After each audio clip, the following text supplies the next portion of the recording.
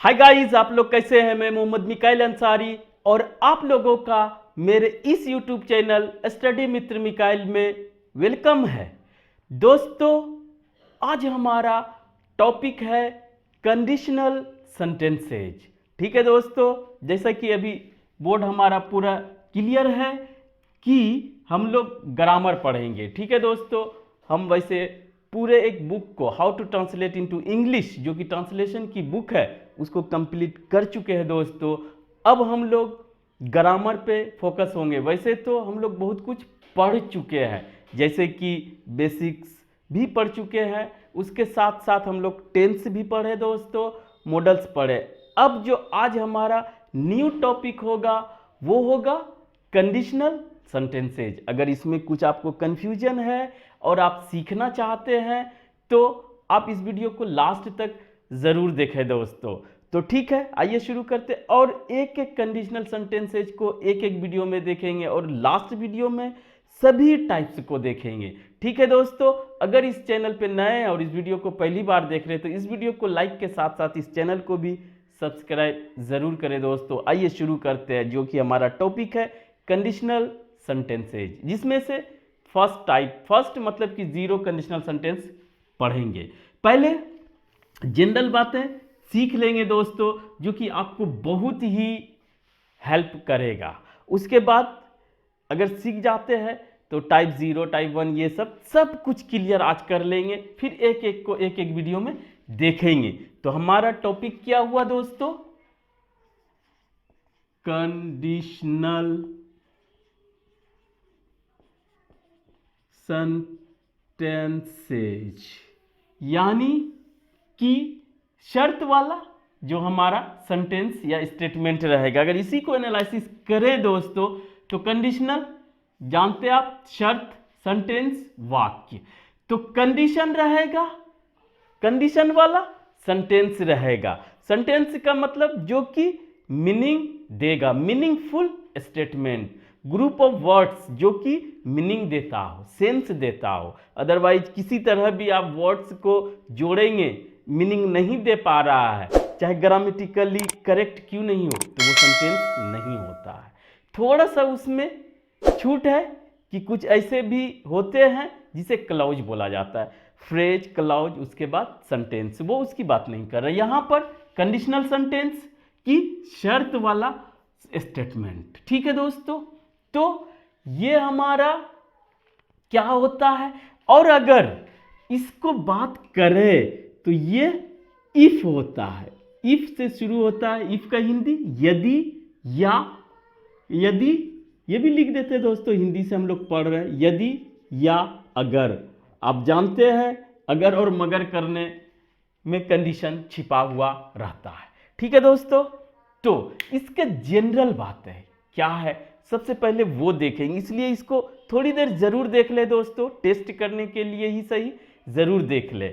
तो सबसे पहला होगा दोस्तों कि अगर, इफ, अगर का इंग्लिश इफ, और इसके साथ एक क्लॉज या स्टेटमेंट रहेगा और कोमा रहेगा, कोमा के बाद दूसरा क्लॉज रहेगा। ठीक है दोस्तों, फिर फुल स्टॉप, अदर वर्ड्स जो भी रहे। तो ये क्लॉज और ये क्लॉज दोनों डिफरेंट रहेगा। क्लॉज 1 क्लॉज 2 लिख सकते हैं, कोई बड़ी बात नहीं है, दोनों डिफरेंट रहेगा, जिसमें एक कंडीशन बताया जाएगा, दूसरे में उसका रिजल्ट या उसके आगे वाला एक्शन।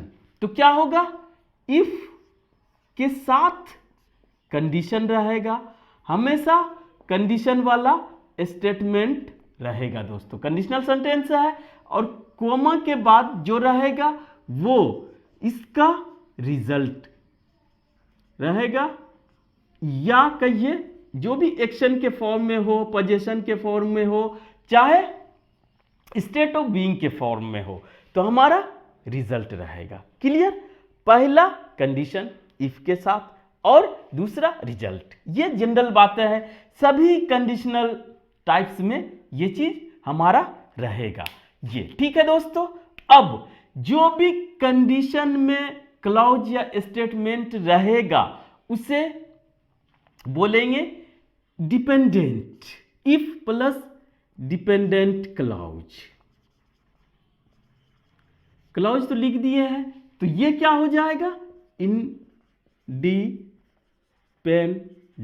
क्लॉज। ठीक है दोस्तों, इसी को बोलते हैं सब ऑर्डिनेट क्लॉज और इसी को बोलते हैं मेन क्लॉज। ठीक है, क्लॉज सब में आ जाएगा। कहने का ये मतलब हुआ कि इफ के साथ जो भी आएगा वो कंडीशन आएगा जो डिपेंडेंट रहेगा, और इतना ही अगर आप छोड़ देते हैं तो आपका सेंटेंस कंप्लीट नहीं होगा। ठीक है, उसके साथ रिजल्ट या एक्शन के फॉर्म में कुछ भी आएगा जो मेन क्लॉज होगा। क्लॉज की बात है, इंडिपेंडेंट क्लॉज क्या होता है, डिपेंडेंट क्लॉज क्या होता है, सबऑर्डिनेट क्लॉज क्या होता है, ये सब क्लॉज में पढ़ते हैं। जब आप पढ़ते हैं टाइप्स ऑफ सेंटेंसेज, किसके फॉर्म में, स्ट्रक्चर के फॉर्म में, ये कंजंक्शन में पढ़ा जाता है। और दोस्तों इफ भी हमारा एक कंजंक्शन है, इफ के साथ जो भी रहेगा कंडीशन या हमारा डिपेंडेंट क्लॉज, ये रिजल्ट। तो ये जनरल बात है। इसके साथ एक और सीखने वाली बात है कि यहां पर सिर्फ कोमा होगा, कुछ नहीं होगा। वो जब हिंदी करेंगे तब देखेंगे दोस्तों। ये चेंज भी हो सकता है कि पहले हमारा रिजल्ट ही आ जाए जो कि जनरल होगा, ये हमारा इंडिपेंडेंट होगा, उसके बाद इफ हमारा रहेगा। ठीक, और उसके बाद इफ के साथ कंडीशन, ये हमेशा इफ के साथ ही रहेगा, तब फिर कोमा की जरूरत नहीं पड़ेगी। अगर इतना आप जान चुके हैं तो अब आप इसके टाइप्स पे चलेंगे हम लोग। ठीक है दोस्तों, तो ये जो है जनरल बात है, क्लॉज रहेगा इफ के साथ कंडीशन, बाकी कोमा के बाद रिजल्ट। ये इसको उलट भी सकता है, कोई दिक्कत नहीं। ये सबऑर्डिनेट क्लॉज है, जो भी कहें बस ये आपको याद रखना है कि इफ के साथ कंडीशन दिया जाएगा और जो अगर कोमा के बाद रहे तो हमारा रिजल्ट बताएगा, चाहे एक्शन के फॉर्म में हो, चाहे पोजीशन के फॉर्म में हो, चाहे स्टेट ऑफ बीइंग के फॉर्म में हो। ये चेंज भी हो सकता है, लेकिन कंडीशन इफ के साथ ही रहेगा, और इफ ये हमारा कंजंक्शन है। ठीक है दोस्तों, तो ये अब इसको हटाते हैं। अब हमारा होता है कि कितने टाइप्स से पहले दोस्तों, अच्छा पहले टाइप्स को देख ले। तो ये जो है कंडीशनल सेंटेंस 5 टाइप्स का होता है। Types of conditional sentence, types of, यही फिर कंडीशनल सेंटेंस। तो कितने होते हैं, पहला हमारा होता है जिसे बोलते हैं जीरो, एक लिख देते हैं दोस्तों, कंडीशनल सेंटेंसेज, या सिर्फ conditional sentence, zero conditional sentence. दूसरा होता है फर्स्ट कंडीशनल सेंटेंस, तीसरा होता है सेकंड कंडीशनल सेंटेंस, चौथा होता है थर्ड कंडीशनल सेंटेंस, और पांचवा होता है दोस्तों मिक्स्ड। क्या होता है सब देखेंगे। पहले ये कितने होते हैं, तो यहां से नंबरिंग करेंगे तो 1 2 3 4 5। पहला क्या हुआ दोस्तों, जीरो कंडीशनल सेंटेंस या सेंटेंसेज जो भी बोले। दूसरा first conditional sentences, second conditional sentences, third conditional sentences और मिक्स्ड कंडीशनल सेंटेंसेज। इसका एक तरीके से और नाम दिया जाता है टाइप जीरो, ऐसे लिख के conditional sentence, type 1, type 2, type 3, ये, और इसको मिक्स्ड टाइप ही रखा जाता है। तो ये भी बोला जाता है। और इसमें सबसे इंपॉर्टेंट कौन होता है, ये, इसी को पढ़ा जाता है। कहीं डायरेक्ट आप खोजेंगे कंडीशनल सेंटेंसेज तो फर्स्ट सेकंड थर्ड ही आता है। ये जीरो क्यों नहीं, जीरो ज्यादा नहीं बोला है क्योंकि ये फैक्ट को बताता है और उसी को आज हम लोग पढ़ेंगे। फिर 1 2 3 टाइप 1 टाइप 2 टाइप 3 मिक्स्ड जो कि एडवांस लेवल का, जिसमें कि 2-3 स्ट्रक्चर्स को मिक्स किया जाता है। तो टाइप से समझ गए दोस्तों। तो हम लोग आज जो पढ़ेंगे हम लोग वो होगा जीरो। बहुत बड़ा नहीं है, बहुत कोई बड़ी बात नहीं है, लेकिन ये इफ कंडीशनल है तो दोस्तों सब में इफ के साथ कंडीशन जुड़ेगा। अब आइए इसका डेफिनेशन क्या होता है कि हम लोग जो जीरो कंडीशनल पढ़ेंगे वो क्या होगा दोस्तों। तो जीरो में क्या होता है, जीरो कंडीशनल सेंटेंसेस पूरा लिख देते हैं, या टाइप जीरो जो भी लिखे, टाइप जीरो ऐसे लिख के कंडीशनल सेंटेंस। तो अगर इसके डेफिनेशन की बात करें दोस्तों, तो ये डेफिनेशन का मतलब कि किस सिचुएशन एंड कंडीशन में जीरो कंडीशनल सेंटेंस को यूज किया जाएगा। तो ये दोस्तों यूज किया जाता है जब आपके पास कोई भी जनरल ट्रूथ को दिखाना हो। सब क्लियर हो जाएगा दोस्तों, या कोई यूनिवर्सल ट्रूथ, या दोस्तों साइंटिफिक एक्सप्रेशन, या ट्रूथ ही कहिए एक्सप्रेशन, या मैथमेटिकल एक्सप्रेशन ही लिख देते हैं दोस्तों। ये यहां भी यही होगा, ये सब दिखाना हो और साथ ही साथ दोस्तों आपको हाइब्रिड भी बताना हो, चाहे कोई फैक्ट बताना हो, तो आप जीरो कंडीशनल सेंटेंस के स्ट्रक्चर को यूज करेंगे। एक और देख लेते हैं दोस्तों, इंपरेटिव सेंटेंस को भी इसमें दिखाया जाता है। इंपरेटिव सेंटेंस कंडीशन हो, इंपरेटिव सेंटेंस हो, वो भी देखेंगे लास्ट में, ठीक है।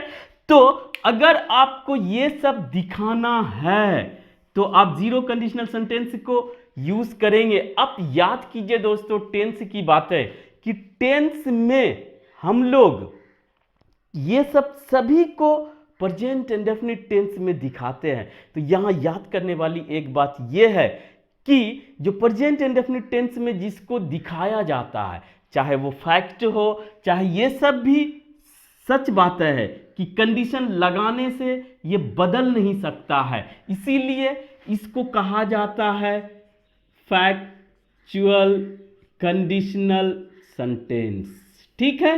जीरो कंडीशनल सेंटेंस को फैक्चुअल कंडीशनल सेंटेंस भी बोला जाता है, और इसी वजह से जो है ये इसको ज़्यादा यूज नहीं किया जाता है। जो फैक्ट है तो वो है, वो कंडीशन नहीं है, लेकिन रखा जाता है जीरो में।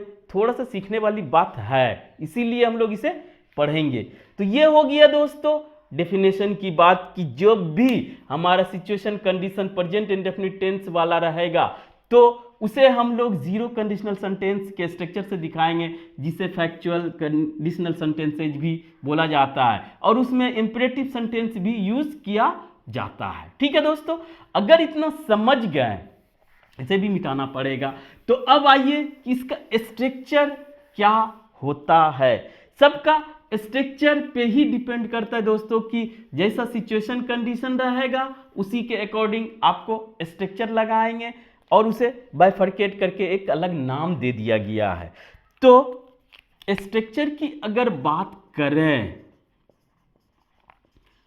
तो दोस्तों हमारा क्या रहेगा, जीरो कंडीशनल सेंटेंस में इतना अगर बोले आप समझ गए तो आप ये दोस्तों सेंस कर लेंगे कि इफ तो रहेगा ही, इसके साथ कंडीशन रहेगा, और कंडीशन का जो हमारा टेंस रहेगा किस टेंस में, वो रहेगा हमारा दोस्तों प्रेजेंट इंडेफिनिट टेंस। यही बताना था कि जो फैक्ट बताना है आप इसी टेंस से बताते हैं। और इसका जो रिजल्ट होगा, ये क्या हुआ, कंडीशन। अब जो रिजल्ट होगा या जो एक्शन, पोजीशन या स्टेट ऑफ बीइंग बाद वाला होगा, जो मेन क्लॉज होगा तो या इंडिपेंडेंट क्लॉज होगा, वो दोस्तों भी हमारा रहेगा, शॉर्ट में लिखते हैं प्रेजेंट इंडेफिनिट टेंस और फुल स्टॉप। क्लियर? ये हमारा क्या हुआ, कंडीशन। किसमें रहेगा, प्रेजेंट इंडेफिनिट टेंस में, जो डिफिनेशन के अकॉर्डिंग जो दिखाया जाता है। ये भी हमारा जो रिजल्ट हुआ, ये भी हमारा प्रेजेंट इंडेफिनिट टेंस में ही रहेगा। तो अब जीरो कंडीशनल सेंटेंस का स्ट्रक्चर क्या हुआ, कंडीशन भी प्रेजेंट इंडेफिनिट टेंस और रिजल्ट भी प्रेजेंट इंडेफिनिट टेंस। ये आप समझ लेंगे। अगर नहीं जानते तो इसको और थोड़ा सा बढ़ाते हैं। पहले ये समझ लें कि इफ कंडीशन कभी भी फ्यूचर में नहीं जाएगा। जितना भी कंडीशनल सेंटेंस पढ़ेंगे दोस्तों, सब प्रेजेंट या पास्ट में ही जाएगा, फ्यूचर कभी नहीं जाएगा। और हिंदी में भी एग्जाम्पल में मजा आएगा कि वो हर चीज फ्यूचर की बात करेगा, जाएगा, ये होगा।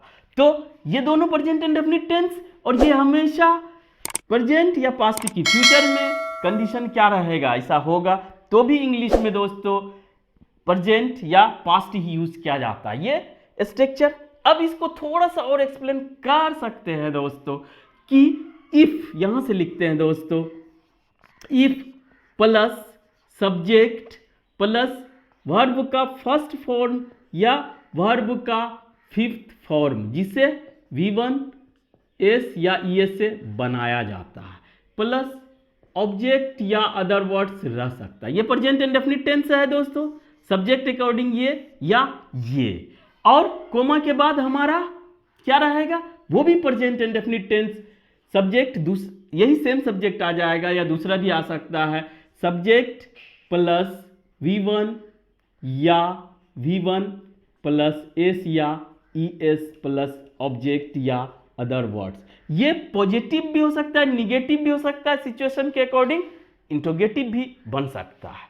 ठीक है दोस्तों, ये अब हिंदी में क्या होगा वो भी चाहे तो देख ही ले।